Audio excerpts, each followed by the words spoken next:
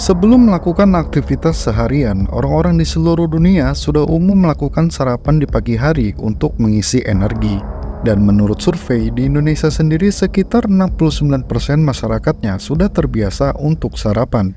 Ya, kita sendiri pasti pernah melakukannya.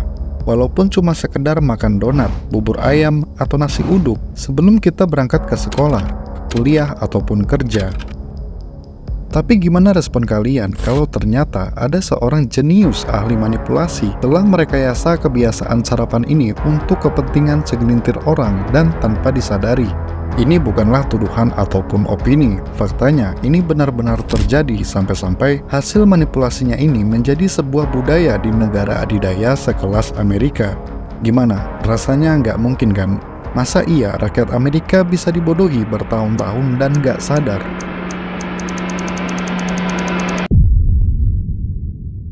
Mari kita kembali ke tahun-tahun sebelum 1920, di mana warga Amerika hanya terbiasa sarapan dengan roti panggang dan kopi, yang terkadang diganti dengan donat dan jus jeruk untuk variasi menunya.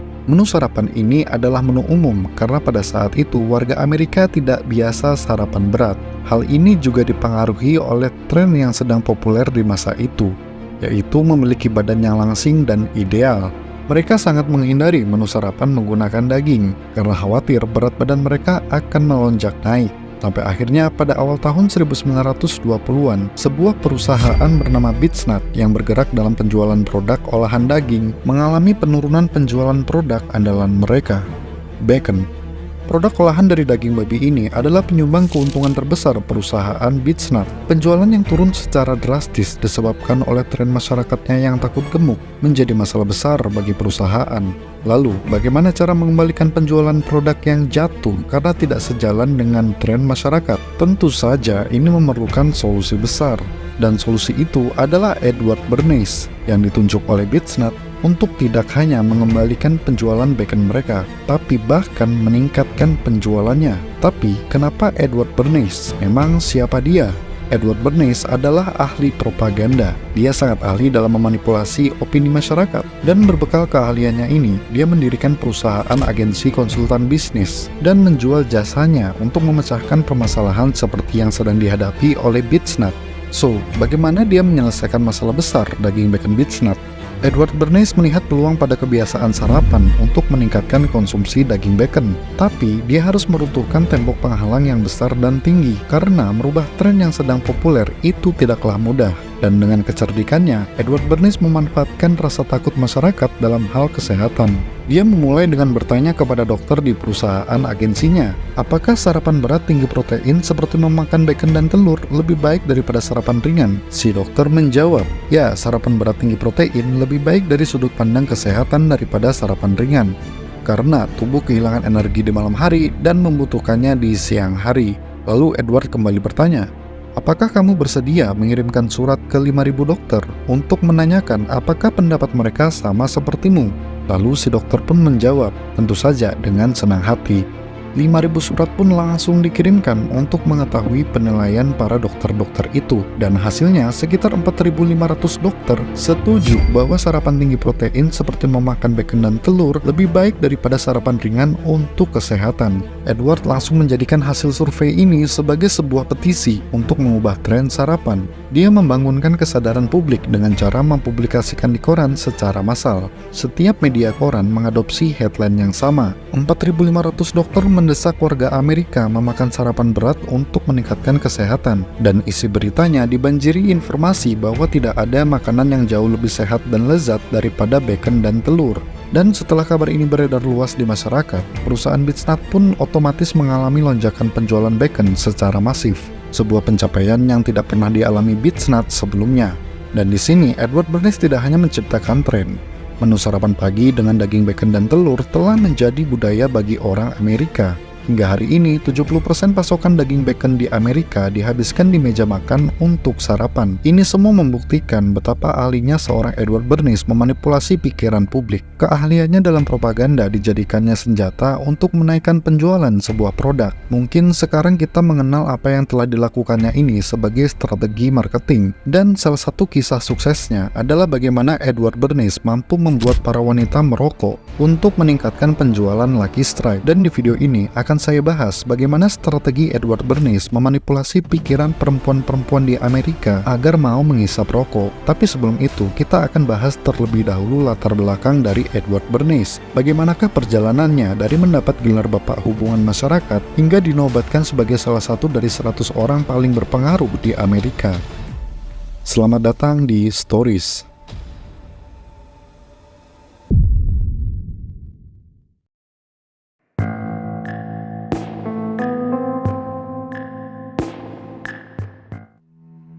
Lahir di kota Vienna, ibu kota negara Austria pada tanggal 22 November tahun 1891, Edward Bernays merupakan anak keturunan Yahudi dari pasangan Elie Bernays dan Anne Freud. Ibunya, Anne Freud, adalah adik dari ilmuwan psikolog terkenal bernama Sigmund Freud. Edward merayakan ulang tahun pertamanya di sebuah kapal yang sedang menuju New York. Ini dikarenakan setelah setahun kelahirannya, keluarga Bernays berpindah ke Amerika. Ayahnya, Elie Bernays, sukses menjadi eksportir biji-bijian di New York Produce Exchange. Kestabilan ekonomi berkat kesuksesan ayahnya memungkinkan Edward untuk melakukan perjalanan bolak-balik dari New York ke Vienna untuk sekedar menjenguk pamannya Sigmund Freud. Sigmund Freud adalah psikolog terkenal dengan gelar Bapak Psikoanalisis. Teori-teorinya membuat Edward kagum kepada pamannya ini, terutama teori tentang alam bawah sadar manusia. Bagaimana pikiran dan emosi di luar kesadaran manusia selalu memberikan pengaruh kepada perilakunya. Artinya, kita bisa saja melakukan suatu hal tanpa kita sadari alasan sebenarnya. Ketertarikan Edward dengan teori-teori Sigmund membuat hubungan paman dan keponakan ini semakin erat. Edward Bernays muda merupakan anak yang cukup cerdas. Setelah kelulusan sekolah menengah atas, Edward melanjutkan kuliah di Cornell University dan mengambil jurusan pertanian di usia 16 tahun. Tapi ini dia lakukan hanya untuk menyenangkan ayahnya. Ayahnya sangat menginginkan Edward meneruskan kesuksesan bisnis biji-bijian, dan gelar sarjana pertanian dari Universitas Cornell akan sangat membantu. Singkat cerita, akhirnya Edward berhasil lulus dan mendapatkan gelar di bidang pertanian pada tahun 1912. Setelah kelulusannya, dia bekerja mengikuti sang ayah, tapi hanya untuk waktu beberapa bulan. Bidang pertanian bukanlah passionnya. Dia sangat ingin menjadi seorang jurnalis, dan dari tawaran teman lamanya, dia pun berganti pekerjaan menjadi editor Medical Review of Reviews, sebuah pekerjaan yang memiliki tugas menulis jurnal ulasan medis. Pada saat bekerja di sini, Edward menemukan sebuah ulasan medis yang menarik, di mana ada seorang ayah yang menularkan penyakit kelamin ke anaknya. Ulasan ini menjadi sangat menarik, karena pada saat itu, membahas penyakit kelamin adalah suatu hal yang tabu. Begitu unik dan menariknya ulasan ini, hingga membuat seorang aktor terkenal bernama Richard Bennett ingin membuatnya dalam bentuk drama yang diberi judul Damaged Goods. Tapi usaha sang aktor mengalami kendala. Bagaimana mungkin membuat sebuah drama yang bertentangan dengan budaya masyarakat? Tentu ini akan menjadi kontroversi besar. Hal ini membuat Edward ingin memberikan bantuannya kepada Richard Bennett supaya drama ini dapat terwujud dan sukses. Dia menyusun sebuah skema untuk mendapatkan dukungan publik. Edward melakukan rencananya dengan membuat galang dana sosial atas nama pentingnya kemajuan edukasi seks, dan menyebut drama ini sebagai drama propaganda yang memperjuangkan pendidikan seks. Idenya yang sangat brilian ini membuat rencananya sukses besar. Dia tidak sekadar berhasil mendapatkan dukungan publik. Strateginya ini mampu membuat tokoh elit seperti pengusaha minyak sekelas John D. Rockefeller dan Presiden ke-32 Amerika Franklin Delano Roosevelt ikut mendukung kampanyenya. Pada akhirnya drama ini pun berlangsung sukses, dan Edward menemukan passion sejatinya karena telah berhasil membuat hal kontroversi menjadi sebuah tujuan. Aksinya ini mencuri perhatian George Krill, kepala dari Committee on Public Information. Lembaga yang biasa disingkat CPI ini adalah sebuah mesin propaganda Amerika Serikat pada Perang Dunia Pertama. George Krill sangat terkesan dengan aksi Edward dan merekrut dia untuk bergabung bersama CPI. Tugas utamanya adalah mempromosikan gagasan bahwa tujuan Amerika Serikat dalam Perang Dunia Pertama adalah untuk membawa demokrasi ke Eropa. Edward melancarkan aksinya membentuk opini publik melalui propaganda yang dia cetak di koran, pamflet, poster, dan media lainnya. Dan pada masa-masa ini, Edward semakin tenggelam di pusaran keahliannya sendiri dalam menggunakan propaganda untuk memanipulasi pikiran publik.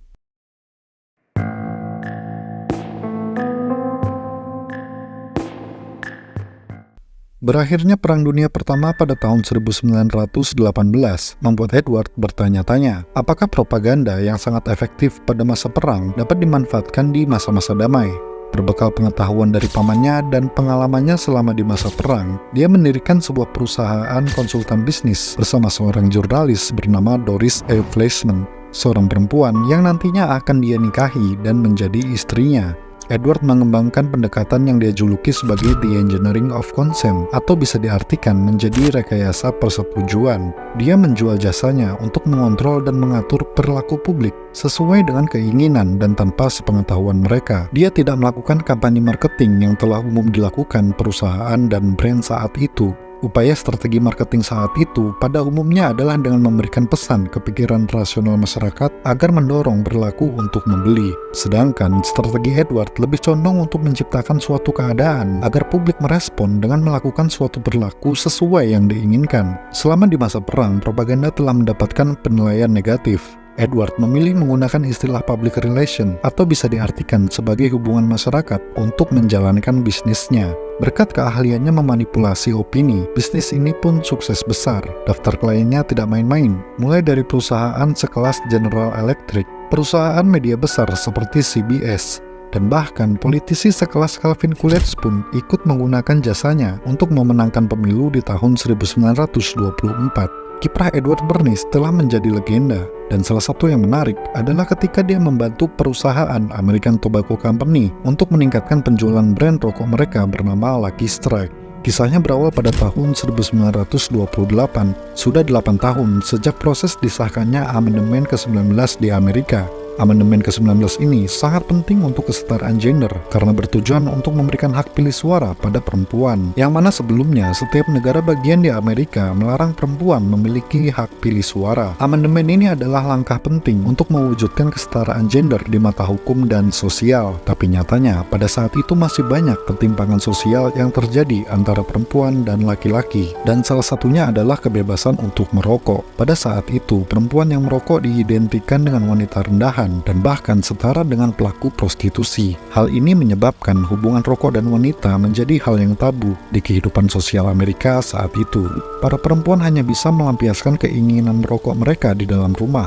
Tapi hal ini malah menjadi peluang di mata seorang George Washington Hill, seorang presiden direktur dari perusahaan penjual rokok terbesar saat itu yang bernama American Tobacco Company. Dia menginginkan kenaikan penjualan Lucky Strike, brand rokok miliknya, dengan menargetkan perempuan yang dianggapnya sebagai target pasar potensial. Dia ingin sekali meruntuhkan tembok ketabuhan ini agar bisa menjadikan perempuan sebagai segmen pelanggan baru. Tapi bagaimana cara meruntuhkan stigma negatif rokok pada perempuan yang sudah begitu kuat mengakar di masyarakat? Sekali lagi, sepertinya ini adalah hal yang mustahil. Sampai akhirnya, George memutuskan memakai jasa Edward untuk mengatasi masalah ini. George berkata kepada Edward, bagaimana kita bisa membuat para wanita ini merokok di jalan? Mereka hanya merokok di dalam ruangan. Sial, jika mereka menghabiskan separuh harinya di luar rumah dan kita bisa membuat mereka merokok di jalan, kita akan menggandakan penjualan. Lakukan sesuatu, bertindaklah. Edward langsung berpikir berdasarkan pengalamannya cara dan teori apakah yang tepat untuk memecahkan masalah ini. Dia memerlukan nasihat dan berkonsultasi dengan psikiater bernama Abraham Brill.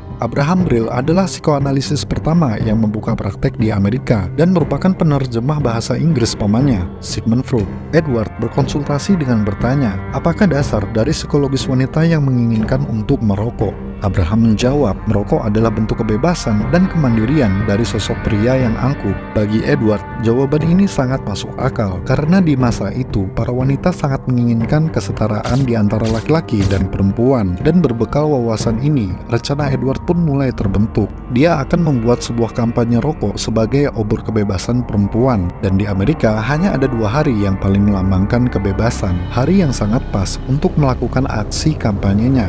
Yang pertama adalah tanggal tanggal 4 Juli. Ini adalah hari kemerdekaan Amerika Serikat. Dan yang kedua adalah hari Paskah yang melambangkan kebebasan spiritual. Edward berpikir kemeriahan hari kemerdekaan bisa menutupi pesan yang ingin disampaikan. Jadi Edward memilih hari Paskah untuk menyampaikan pesan wanita mendapatkan kembali kebebasan spiritualnya dengan cara merokok.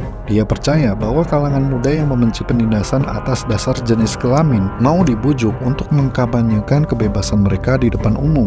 Edward berhasil mendapatkan daftar wanita-wanita modis di New York dari seorang kenalannya di majalah fashion dan mode bernama Vogue. Edward mengundang para wanita modis ini melalui sekretarisnya yang bernama Bertha Hahn dan melobi mereka agar mau ikut berpartisipasi dalam aksi kampanye ini. Tentu saja isi undangannya tidak menyebutkan American Tobacco Company, Lucky Strike, ataupun nama Edward sendiri. Bertha ikut mendapatkan peranan penting dalam aksi ini. Dia ditugaskan untuk memulai parade obor kebebasan yang kemudian diikuti oleh wanita lainnya. Para wanita ini disuruh mengikuti kebaktian Paskah di gereja yang paling ramai, dan setelah prosesi kebaktian selesai, para wanita ini akan menyalakan rokok mereka dan bergabung dengan parade Minggu Paskah, berbaris mondar-mandir sambil menghisap rokok di jalan Fifth Avenue. Terhitung ada sekitar 12 wanita yang ikut meramaikan kampanye ini. Di sisi lain, Edward telah mempersiapkan wartawan untuk meliput aksi ini, dan para wanita ini disuruh berkata kepada wartawan bahwa mereka sedang menyalakan obor kebebasan untuk memprotes ketidakmanusiawian para laki-laki terhadap perempuan. Keesokan harinya, New York Times memberitakan kejadian ini, dan dalam waktu 3 hari, di mana-mana muncul banyak laporan wanita merokok di depan umum. Dan hanya butuh 6 minggu setelah aksi kampanye ini, teater ternama sekelas Broadway memperbolehkan wanita masuk dengan rokok mereka. Lucky Strike yang saat itu sudah mendominasi pasar penjualan rokok, otomatis mengalami peningkatan penjualan yang sangat tinggi. Lucky Strike langsung membuat strategi iklan dengan slogan "An ancient prejudice has been removed", yang artinya sebuah prasangka kuno telah dihilangkan. Memang benar, setelah aksi kampanye Edward, citra rokok pada perempuan tidak lagi menjadi hal yang tabu, malah menjadi simbol perlawanan perempuan terhadap laki-laki. George Washington Hill pun menikmati keuntungannya yang berlipat ganda. Tapi seiring berjalannya waktu, George kembali terusik karena masalah baru yang muncul.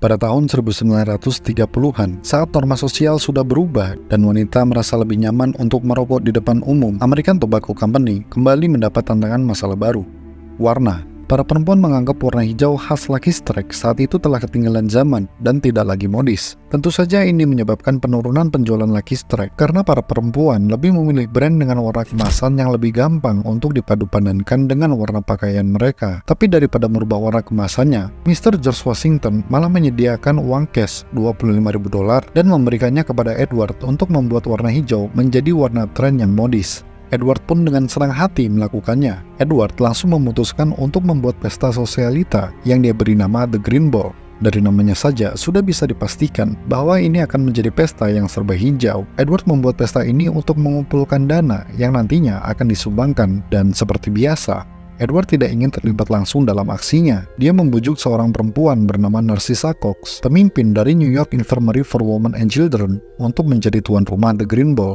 New York Infirmary for Women and Children adalah rumah sakit pertama di Amerika yang dijalankan oleh perempuan dan hanya untuk perempuan. Hal ini membuat Narcissa Cox memiliki citra yang kuat sebagai pejuang perempuan. Narcissa juga merupakan istri dari seorang bankir terkenal bernama Frank A. Vanderlip. Citra pejuang perempuan dan wanita kelas atasnya sangat sempurna untuk dijadikan figur tuan rumah di pesta ini. Akhirnya, Narcissa pun setuju menjadi tuan rumah The Green Ball, karena nantinya pun dana amal yang terkumpul di pesta The Green Ball akan disumbangkan ke rumah sakit yang dia pimpin. Bermodalkan dana yang diberikan Edward, Narcissa memesan ballroom hotel mewah bintang 5 bernama Waldorf Astoria untuk dijadikan tempat berlangsungnya acara The Green Ball.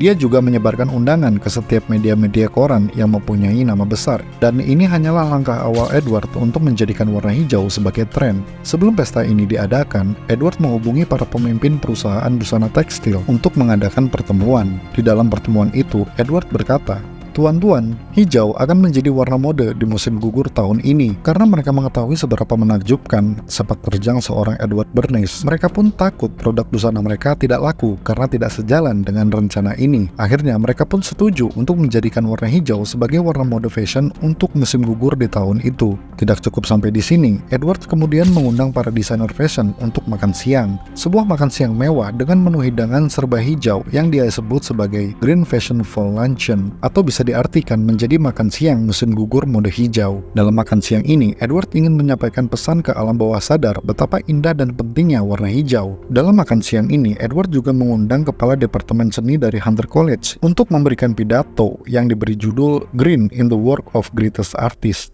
Edward juga mengundang seorang psikolog terkemuka yang turut memberikan pidato tentang pengaruh positif warna hijau terhadap psikologis. Dan berbekal kekuatan relasi Edward di majalah Vogue yang sempat ia gunakan pada kampanye obor kebebasan, majalah ini memuat cover dengan menampilkan seorang wanita dengan gaun hijau cerah sebulan sebelum The Green Ball digelar.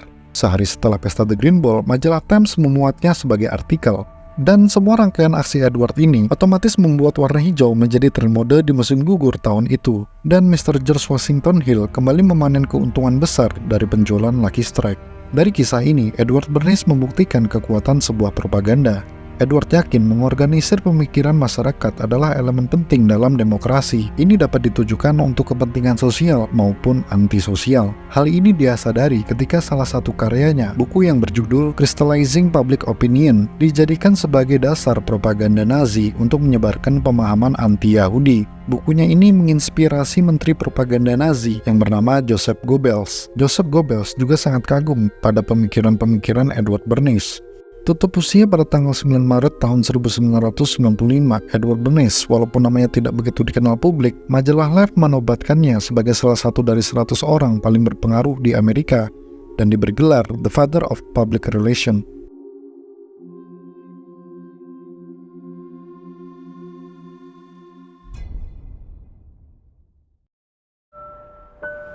When I came back to the United States, I decided that if you could use propaganda for war, you could certainly use it for peace. And propaganda got to be a bad word because of the Germans using it. So what I did was to try to find some other words. So we found the word Council on Public Relations.